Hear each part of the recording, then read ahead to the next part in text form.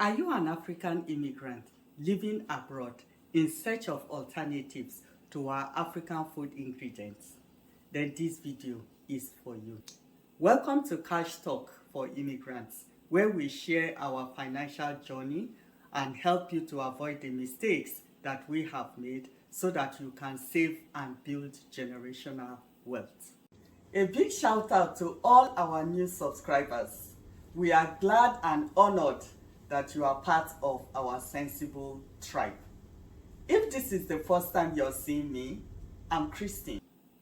When we first came to the US about 13 years ago, the first thing we did was to start searching for African foods that we were used to back home.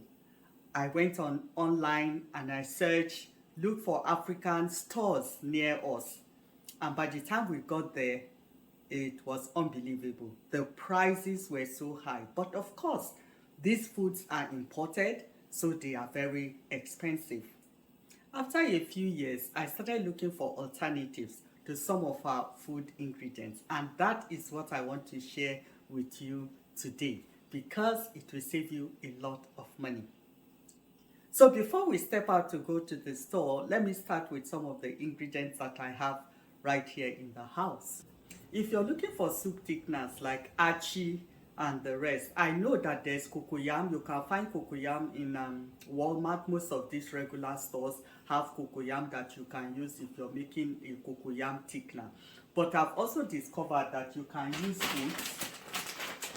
You can use oats also, just a little amount. You blend it and then add just small to your soups. It thickens quite well and I like it. You will not even know the difference. I've used it to make bitter leaf soups and it comes out very well. Then another one my daughter introduced me to is arrowroot powder. It's white, you see, and it's also used for thickening soup. I think you can get them online or you look for them in your stores close to you. You may be able to find it. Arrowroot powder is also good as a thickener. Then we talk of when you're making fufu. You know, when you go to the African stores and you're looking for flour like yam flour, rice flour, plantain flour, they are so expensive because they are all imported. So I've also seen that oats, these rolled oats, you can blend it in water and then put it on the fire and let it thicken, and then you start turning it. It comes out very well as fufu. Another thing I use also, instead of rice flour, I normally use basmati rice. That's what I use because it has a low glycemic index. That's the rice I use, even for my jollof rice and all that. It comes out very well. So I use this instead of rice, instead of the rice flour. I use the rice. So watch and see how I make my rice fufu. So all I do is to boil my rice and I boil it till it's soft. Then I just mash it here. So I just do it this way. You can see it's really soft. It's ready. Once you make the rice to be very soft, that's all you need. You can't tell the difference. And I prefer it. You see? So this your rice fufu. You don't have to buy the ground one because that's more expensive since it's imported. I'm going to scoop it out. This is what I do. In my place, that's how we do it. You know, you eat with the eye. So I do it this way and use my calabash to now serve it.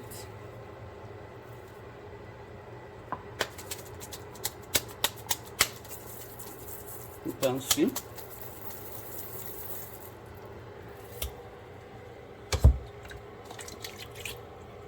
Instead of plantain flour, you can also use green plantains. That's unripe plantain. Watch and see how I also make plantain fufu using green plantains. So we're going to make plantain fufu using green plantains, and I've already peeled some. I've already diced the plantain and I've put some in the blender, so I'm just going to add some water to it, just enough to see that it blends through. This is the ground plantain. I didn't put any other water, I just turned this from the blender. So this is how it looks. So I'm just putting it on the fire to cook it now, and I will keep stirring it. You know, as it starts cooking, I will be stirring so that it doesn't form lumps. It's beginning to cook down. You can see the yellow parts a bit. It's thickening, but it's still not yet cooked. It has thickened and it's cooked. So there you have it. Plantain fufu, fresh green plantain. Alright, so we're here at Walmart, which is a popular regular store here in the US. So you can find most of these ingredients here. So when we first came, I used to buy this to take out the red peppers for my tatase, before I now found these other long ones that are so similar to tatase. And I think they have them here too. This one, see, red peppers. So if you get this, it's so good as replacement for tatase that we use for stew, and you can add habanero peppers in it to make it more closer in the spiciness to our own tatase. So this is kale. It's good for the replacement of ugu. You can use it as an alternative to ugu, and it's so good for vegetable soup and also for porridge. If you're doing potato porridge or yam porridge, also you can use kale as an alternative. Then another one is this collard green. This collard green, it has bitterness to it. You can use it as a substitute for bitter leaf. I haven't tried it because I still have a lot of bitter leaf I brought back from home, but you can try it and see if it's something that works. But I know the bitterness will not be as close to that of bitter leaf because I've used collard green to cook some other things.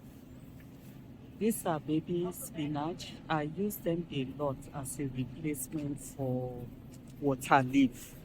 When I want to make vegetable soup, I normally get this baby spinach. They are a very good substitute for water leaf. So I use them a lot to make my vegetable soup and porridges, anything that I need to replace water leaf back home. I use the spinach for it. And I also use it as a replacement for aleho. So I don't know what that is called in Yoruba.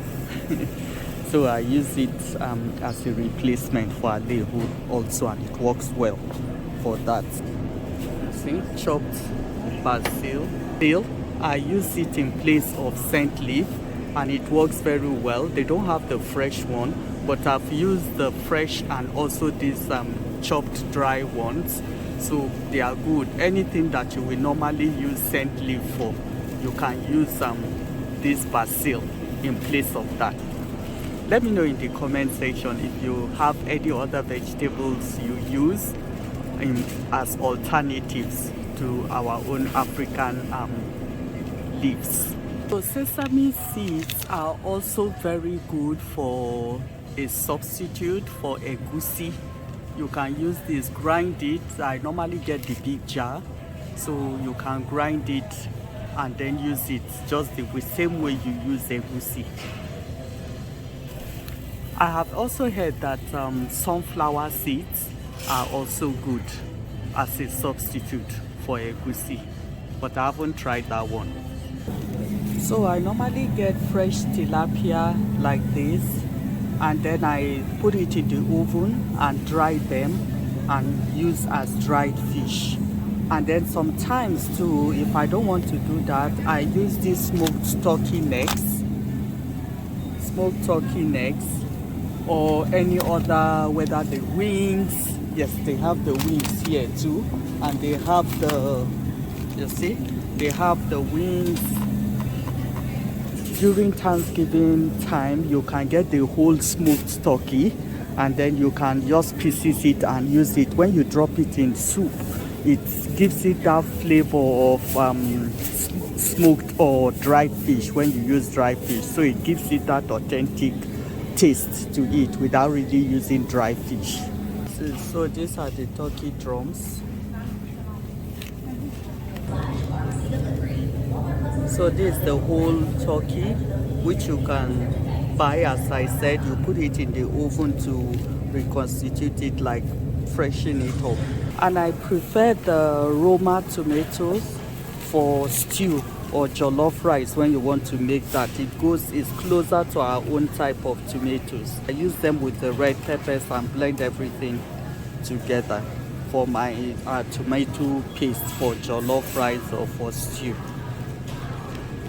I found that this works better than other types of tomatoes anyway.